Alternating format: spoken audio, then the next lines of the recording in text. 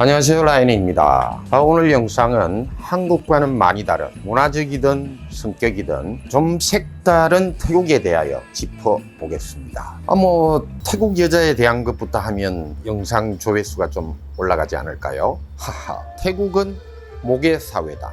사전적으로 모계 사회라 하면 어머니 쪽으로 혈통과 상속이 이루어지는 사회를 말합니다. 혈통, 이 부분에 있어 태국은 남자 성을 따릅니다. 여자도 결혼해서 쪼타비안, 즉 혼인신고를 하게 되면 여자는 남자의 성을 따라서 자기의 성을 바꿉니다. 남자와 성이 같은 여자는 결혼했다고 보시면 되는 거고요. 자, 상속. 부모의 재산은 우리나라처럼 자녀에게 일반적으로 상속됩니다. 여자 쪽으로만 상속되는 것이 아니라는 말이죠. 그런데도 태국을 모계 사회라고 할 수 있을까요? 태국 여자들은 남자를 코끼리에 비유하면서 이렇게 말합니다. 남자는 코끼리 앞다리, 여자는 코끼리 뒷다리다 라고요.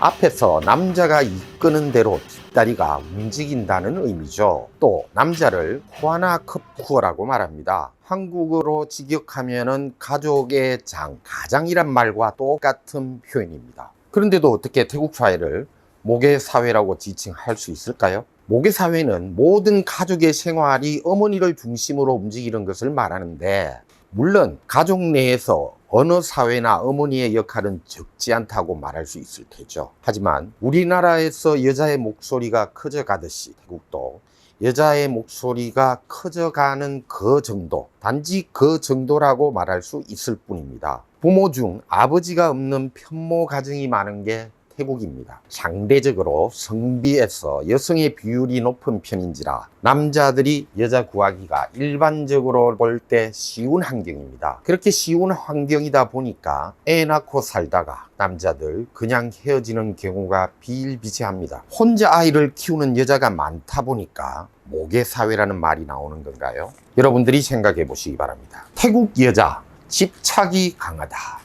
이 부분은 일부는 인정합니다. 남자에 대한 집착이라는 것은요, 내 거라는 의식에서 비롯될 겁니다. 성비 균형이 맞지 않고 남성이 여성보다 상대적으로 적은 상황에서 내 남자라는 생각이 지배하기 시작하고, 또 남자가 한눈을 팔기 쉬운 환경에 있다 보니까 더 신경 쓰이게 되는 거죠. 라이언은 어떠냐고요? 제 마누라는 사랑을 할 뿐이지 집착은 하지 않는 것 같아요. 일종의 교육의 효과라고는 할까요? 하하. 한국 속담에 이런 말이 있단다 라면서 교육을 합니다. 남자는 딱 대문을 나서는 순간부터는 내 남자 아니고 집에 들어오는 순간부터 내 남자다 라면서요. 주로 속담을 덜먹입니다.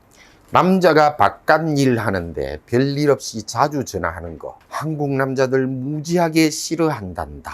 네가 생각해봐라. 설령 남자가 바깥에서 다른 짓을 했다고 치자. 한국 속담에 또 이런 말이 있단다. 모르는 게 약이라고 하는데 그냥 모르고 지나치면은 단순하게 끝나버린 문제가 되지 않겠니? 이러면서 자꾸 반복 교육을 시킵니다. 교육의 힘은 아주 강력합니다. 초기에는 약간 집착성을 보이긴 했는데 시간이 흐르면서 오랫동안 같이 지내다 보니까 서로 신뢰감도 싹 트는 거죠. 예를 들어 저는 결코 외박을 해본 적이 없습니다.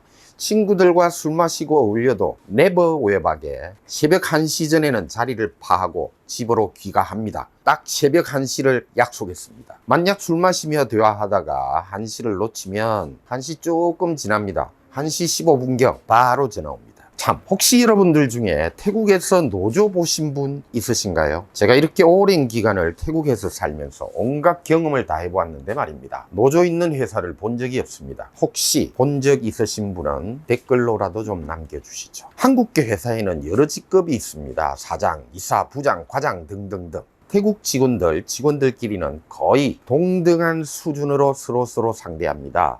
그들이 부르는 호칭은요, 단순하게 그냥 피 누구누구, 넌 누구누구, 형, 동생, 오빠 이 정도에서 끝납니다. 부장도 그냥 직원일 뿐이에요. 뒤늦게 입사한 한국인 매니저가 만약에 태국인을 부하 직원으로 한국에서 하는 것처럼 했다간 그 회사에서 오래 못 버티실 겁니다.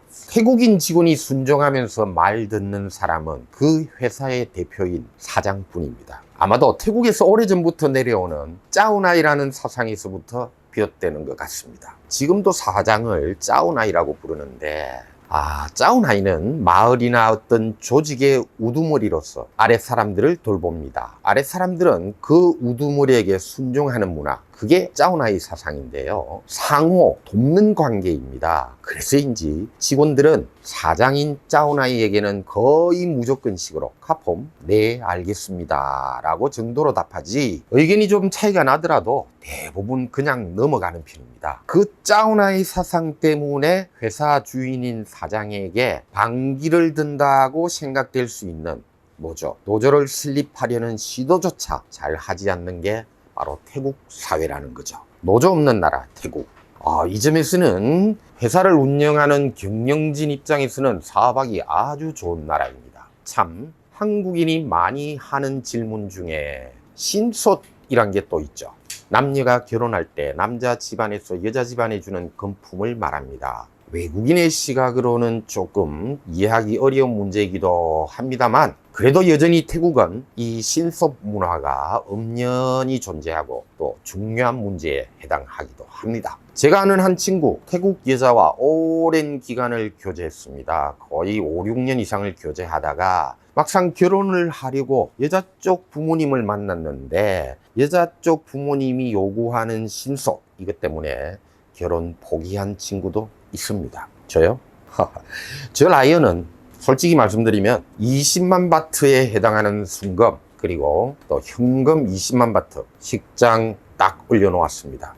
결혼식 끝나고 마눌 엄마, 저보다 2살 어린 장모께서 니네들 생활에 보태서라 라면서 돌려주시더군요. 저도 낯짝이 있어가지고 돈은 돌려받고 금덩어리는 그냥 드렸습니다. 그러니까 제 경우에는 신솥으로 한 20만 바트 정도 들어간 셈이네요. 부모님이 양쪽 다 공무원이시고 또 금소하신 분들이라서 꼬불쳐놓은 돈이 좀 있으시거든요. 신솥, 이 문제 너무 심각해 하실 필요 없습니다. 태국 여자가 외국인인 나를 정말 사랑하고 있다면 그 부모님들도 이해하여 줍니다. 적당하고 부담되지 않는 선에서 서로 합의하거나 혹은 하객들 앞에서 올려놓고 약간의 전시만 하고는 돌려주기도 합니다. 신솥이 중요한 게 아니라 내 딸이 사랑하는 남자가 내 딸을 잘 보살펴 주기를 바라는 것이 일반적인 부모의 마음이고 태국 부모의 마음이기도 하니까요.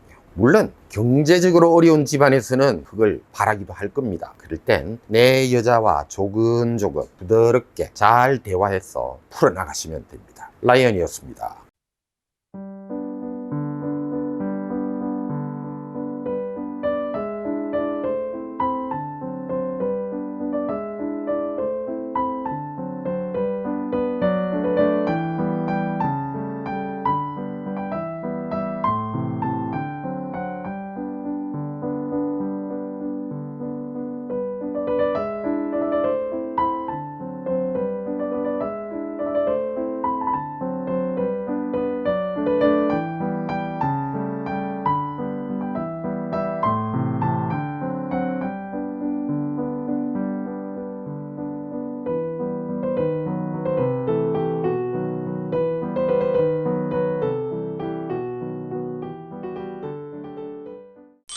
사랑은 움직이는 거다. 맞지?